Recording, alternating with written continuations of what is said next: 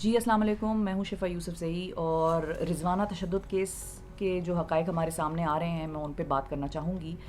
سب سے پہلے تو میں ہائی لائٹ کرنا چاہوں گی اس قسم کے کیسز میں پیرنٹس کا اینگل، جس پر بہت ہی کم بات ہوئی ہے ہمارے شو میں۔ پھر آج ہم نے جب بات کی سابق سینیٹر عائشہ رضا فاروق صاحبہ سے، تو انہوں نے بھی اس بات کا ذکر کیا کہ پیرنٹس کو بھی خیال رکھنا چاہیے کہ وہ اپنے بچوں کے ساتھ اس قسم کا کوئی کام نہ کریں کہ جس سے ان کے بچوں کی لائف جو ہے وہ ایٹ سٹیک ہو۔ لیکن میں یہاں پر یہ چاہوں گی کہ اس چیز کو میں ہائی لائٹ کروں کہ پیرنٹس، چاہے غربت ہے، چاہے افلاس ہے، بھوک ہے ہمارے ملک میں، آپ کا بچے کی جان سے تو قیمتی کوئی چیز نہیں ہے۔ مجھے یہ چیز سمجھ میں نہیں آئی کہ ہم نے جب رضوانہ کے پیرنٹ سے بات کی تو رضوانہ کے پیرنٹ سے ہم نے پوچھا کہ کب سے تشدد ہو رہا تھا، اور آج doctor Zafar, by the way doctor Farid Zafar sahab سے بھی ہماری جب پروگرام میں بات ہوئی، انہوں نے بھی اس چیز کی گواہی دی کہ رضوانہ پر جو تشدد کے نشانات ہیں وہ کوئی ایک دو دن پرانے تشدد کے نشانات نہیں ہیں، یہ ہفتوں سے، مہینوں سے اس بیچاری بچی کے ساتھ یہی چیز ہو رہی ہے، یہ جاری تھا تشدد اس پہ ہونا۔ اور ہم اس کے پیرنٹ سے جب ہماری بات ہوئی تو انہوں نے بھی اس چیز کے کہا، اور سینیٹر سابقہ سینیٹر صاحبہ جو عائشہ ہیں، جو بچی سے ملنے گئی تھی 2 دن پہلے، ان کو بھی بچی کے پیرنٹس نے یہی بتایا کہ ہمیں پتہ ہی نہیں تھا کہ بچی پہ تشدد ہو رہا تھا۔ بھائی آپ کی بچی ہے، ایک ماں کیسے ہو سکتا ہے کہ 6 مہینے ایک ماں اپنی بچی کی آواز نہ سننا چاہے، اس سے ملنا نہ چاہے، اس کو یہ پوچھے نہ کہ تم زندہ ہو، ٹھیک ہو، کس حالت میں ہو، نئے گھر میں تم گئی ہو، تم کام کر رہی ہو، نئے لوگ ہیں، کیسے ہیں، کھانا پینا ٹھیک دیتے ہیں نہیں دیتے، سونے دیتے ہیں، آرام کرنے دیتے ہیں نہیں کرنے دیتے، یہی چیز پوچھ لیتی۔ کوئی باپ کیسے ہو سکتا ہے کہ 14 سال کی بچی کا باپ ہو اور وہ بچی سے یہ پوچھنے کی زحمت نہ کرے کہ تم کیسی ہو، تم ٹھیک ہو یا نہیں ہو؟ یہ تو نیگلیجنس نہیں ہے، یہ تو کرائم ہے۔ آپ نے اپنے بچے کی جان کو انڈینجر کیا ہے، اس کو خطرے میں ڈالا ہے، یہ کرائم ہے۔ باہر کی دنیا میں تو اگر کوئی بھوک افلاس کی وجہ سے بچے کو نہیں پال سکتا تو ایڈاپشن کے لیے دے دے، بہت گھر بنے ہیں، یتیم خانے بنے ہوئے ہیں، سویٹ ہومز ہیں، بہت سارے عیدی ہومز ہیں بچوں کے لیے، ادھر دے دیں اپنے بچوں کو اگر آپ پال نہیں سکتے تو۔ لیکن یہ تو نہ کریں کہ ان کی جان کو خطرے میں ڈالیں۔ باہر کی دنیا میں ایڈاپشن جو ہوتی ہے یا فاسٹر کیئر ہوتا ہے، فاسٹر پیرنٹس ہوتے ہیں، فاسٹر فیملیز ہوتی ہیں، ان میں بھی جب بچے جاتے ہیں تو وہاں کی اسٹیٹ، ریاستیں، انہوں نے پورے ادارے بنائے ہیں، وہ ٹیمز ہوتی ہیں ان کی، وہ ریگولر مانیٹر کر رہی ہوتی ہیں، ریگولر وزٹس ہوتے ہیں ان کے، ان فاسٹر کیئر ہومز میں، فاسٹر پیرنٹس کے گھروں پہ وہ جاتے ہیں اور وہ یہ دیکھ رہے ہوتے ہیں کہ بچے کی باڈی لینگویج کیسی ہے، کیا وہ بیٹھا کھیل رہا ہے، کیا وہ کھا رہا ہے، اس کی صحت پچھلے وزٹ سے بہتر لگ رہی ہے، ویسی ہی ہے یا ڈیٹیریوریٹ ہو گئی ہے۔ یہ ساری چیزیں تو باہر کے ملکوں میں ہوتی ہیں۔ ہم مطلب why are we always trying to invent the wheel has already been invented, ہمیں تو اس ویل کو بس اپنے پاس لے کے آنا ہے۔ اس میں کوئی راکٹ سائنس تو نہیں ہے، کیا ہم کوئی مطلب ہم نہیں یہ کام کر سکتے کہ ہم وہ ٹیمز بنا دیں، ایڈاپشن جن بچوں کی ہو رہی ہے ان پہ جا کے نظر رکھیں، جو بچے ان ایدی ہومز میں اور ان میں رہ رہے ہیں ان پہ نظر رکھیں، ان کا بھی سٹینڈرڈ ہے۔ ظاہر ہے میں یہ نہیں کہہ رہی کہ خدا نخواستہ ایدی ہومز کا سٹینڈرڈ جو ہے وہ ٹھیک نہیں ہے، لیکن ان کا بھی مانیٹر ہونا چاہیے، ان کے بھی وزٹس ہونے چاہیے، جہاں پر بچوں کی نگہداشت ہوتی ہے، بچوں کے لیے آرفنیجز بنے ہوئے ہیں، وہاں پر جا کر یہ ٹیمز وزٹ کریں، یہ دیکھیں کہ ان بچوں کے ساتھ کیسا رویہ رکھا جا رہا ہے، کھانے کو کیا دے رہے ہیں، کیا کوالٹی سٹینڈرڈز مینٹین کر رہے ہیں یا نہیں کر رہے ہیں، کہیں میل نرش تو نہیں ہو رہے وہ بچے۔ تو کیسے کوئی ماں باپ پتہ بھی نہ لگائیں کہ بچہ کیسا ہے، کس حال میں ہے؟ بس کمائی آ رہی ہے تو یہ کافی ہے کہ کمائی آ رہی ہے تو چلو زندہ ہی ہوگی تو پیسے بھیج رہے ہیں نا، ورنہ کون اتنا اچھا ہے آج کے دور میں کہ بچہ زندہ نہ ہو اور پیسے بھیجے؟ تو بس یہ انڈیکیشن کافی ہے کیا کہ بچہ آپ کا ٹھیک ہے کیونکہ اس کی کمائی آ رہی ہے؟ اور پھر درمیان میں اس قسم کی ایپس سوشل میڈیا پر موجود ہیں، اس قسم کے لوگ سوشل میڈیا پر پیجز چلا رہے ہیں جو کہ بیسیکلی بروکر کا کام کرتے ہیں اس قسم کی 2 پارٹیز کو ملانے میں، ایک بچوں کے پیرنٹس اور دوسرے وہ جن کو بچوں کو ملازمت پہ رکھنا ہوتا ہے، اور درمیان میں وہ تیسرا بندہ جو کہ ان دونوں کو ملاتا ہے اور یہ ڈیل کراتا ہے، اور پھر بعض اوقات یہ لوگ بھی ان سے کمیشنز لے رہے ہوتے ہیں، تنخواہوں سے ان کے پیسے کاٹ رہے ہوتے ہیں، بھتہ میں اس کو کہوں گی، کمیشن بھی نہیں کہوں گی، میں بھتہ کہوں گی اس کو۔ تو ان لوگوں کے پیچھے بھی ان لوگوں کا بھی کریک ڈاؤن ہونا چاہیے، اس قسم کے پیجز کو، ایپس کو بند کرنا چاہیے، FIA کو چاہیے کہ ذرا ہلے جاگے،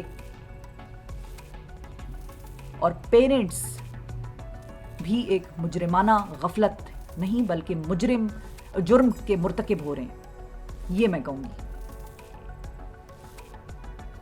تو پیرنٹس کو بھی اس قسم کے واقعات میں کچھ نہ کچھ سزا دینا ضروری ہے تاکہ باقی پیرنٹس دیکھ کر اس سے سبق سیکھیں اور ڈسکریج ہوں اور آئندہ یہ پریکٹس کم سے کم ہوتی جائے۔ چور کبھی بھی نہیں کہتا کہ میں چوری نہیں کروں گا. چور کو پولیس کا ڈر ہوتا ہے تو وہ چوری نہیں کرتا. پولیس کا ہونا ضروری ہے, سزاؤں کا ہونا ضروری ہے, تب چور چوری سے بچے گا, تب چور چوری سے باز آئے گا, ورنہ تو چوریاں چلتی رہیں گی. چور کی کیا ذمہ داری کہ وہ چوری نہ کرے.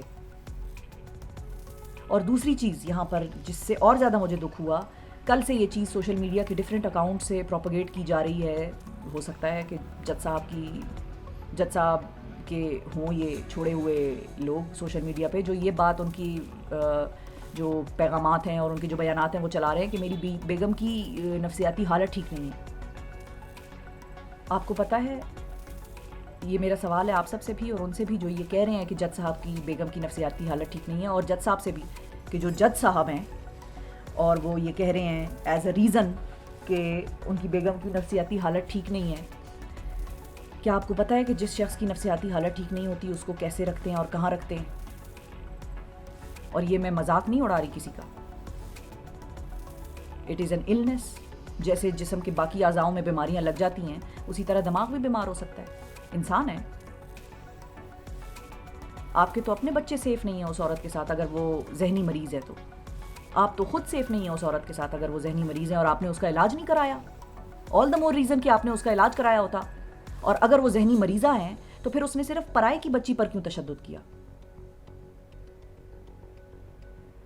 آپ پر تشدد کیوں نہیں کیا؟ بچے آپ کے کیسے اس کے ساتھ سیف ہیں اتنے سالوں سے؟ یہ سوال ہیں, سوال اٹھانے ہیں نا میں نے. جو ذہنی مریض ہوتے ہیں اور جو اس قدر اس لیول پر ہوں کہ جو اس بچی کا حال انہوں نے کیا ہے, اس لیول کے ذہنی مریض تو اکیلے چھوڑنے کے بھی قابل نہیں ہوتے. ان کو تو اکیلا بھی نہیں رکھا جاتا. ہر وقت وہ کسی نہ کسی کوئی نہ کوئی ان پر نظر رکھے ہوئے ہوتا ہے کہ یا تو وہ خود کو نقصان پہنچائیں گے یا دوسرے کو نقصان پہنچائیں گے. سیلف ہارم, سوسائیڈ, مرڈرز, یہ ساری چیزیں ان میں وہ انوالو ہو سکتے ہیں. ان کے کمروں میں جہاں ان کو رکھا جاتا ہے, جن فیسلٹیز میں یا جن گھروں میں وہ رہ رہے ہوتے ہیں, ان کے کمروں میں کسی قسم کی شارپ آبجیکٹس تک ان کی رسائی نہیں ہوتی. چھری, کانٹے, آئینے, شیشے, پینز, ٹویزرز, بلیڈز, یہ چیزیں ان سے دور رکھی جاتی ہیں کہ کہیں وہ یا تو خود کو نقصان پہنچائیں گے اگر اس قدر بیمار ہیں ذہنی طور پر, یا کسی اور کو نقصان پہنچائیں گے. تو آپ نے کیسے اپنی بیگم کا علاج نہیں کروایا اور آپ ادھر آ کے تعویلیں پیش کر رہے ہیں کہ میری بیگم ذہنی طور پر بیمار ہے؟ بیگم کو بچی نظر آ گئی, چھوٹی جو اپنا ڈیفینس نہیں کر سکتی تھی وہ بچی نظر آ گئی, اس پہ انہوں نے تشدد کیا. باقی کسی پر تشدد کیوں نہیں کیا؟ آپ پہ تشدد کرتی تو آپ ان کو پلٹ کے کیا کہتے؟ ظاہر ہے آپ ان کا علاج کراتے.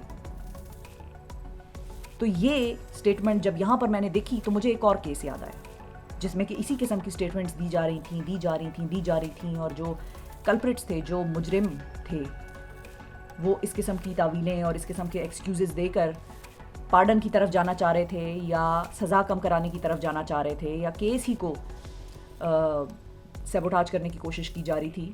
اور وہ کیس تھا نور مقدم کا. اور ظاہر جعفر نے جس طرح سے نور مقدم کو مارا, اس پہ تشدد کیا اور پھر بعد میں اس کی باڈی کی بے حرمتی کی, وہ ہمارے سامنے. اس کے بعد انہوں نے کیا کہا, اس کی کیا حالت تھی جب وہ میڈیا پہ آتا تھا, کیا حالت وہ دکھانے کی کوشش کر رہا تھا. اس کے بعد انہوں نے یہی کہا اس کی فیملی نے کہ بھئی یہ ذہنی طور پر بیمار ہے, اور اگر وہ اتنا ذہنی طور پر بیمار تھا تو پھر ان لوگوں کو بھی اس کے ساتھ جیل کے پیچھے پھینکو. انہوں نے اتنے خطرناک جانوروں کو کھلا کیسے چھوڑا ہوا تھا؟ کھلا سانڈ تھا وہ تو.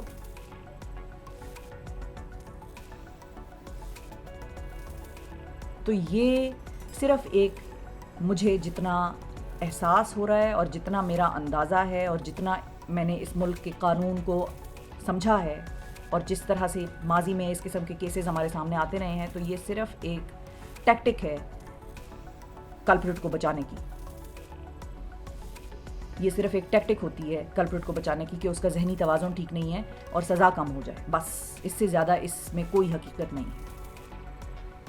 آج کے لیے میں بس یہی کہنا چاہتی تھی کہ گورنمنٹ کو چاہیے کہ پیرنٹس کو بھی ڈسکریج کرنے کے لیے, تاکہ اس قسم کی پریکٹس ڈسکریج ہو, پیرنٹس کو بھی آپ ایسے اسکاٹ فری نہیں جانے دے سکتے.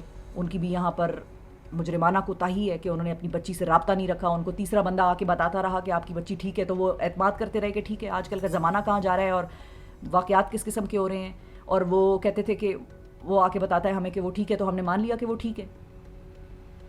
اور دوسری طرف گورنمنٹ کو ٹیمز بنانی چاہیے, گورنمنٹ آڈٹس کرے, گورنمنٹ جو ہے وہ جائے اس قسم کے گھروں میں جہاں اس بچے رکھے ہوئے ہیں, جہاں بچوں کی نگہداشت ہوتی ہے, جو بچوں کے لیے فیسلٹیز بنائی گئی ہیں, پرائیویٹ فیسلٹیز, ان میں جا کے وزٹس کریں اور دیکھیں کہ بچوں کی حالت کیسی ہے, کیا ٹھیک ہیں وہ یا نہیں ہے. اور تیسری چیز یہ کہ اس کیس میں حقائق کو بدلنے کی اور حقائق کو توڑ مروڑ کے پیش کرنے کی بھرپور کوشش چل رہی ہے سوشل میڈیا پہ, اس پہ کان نہ دھریں. Thank you.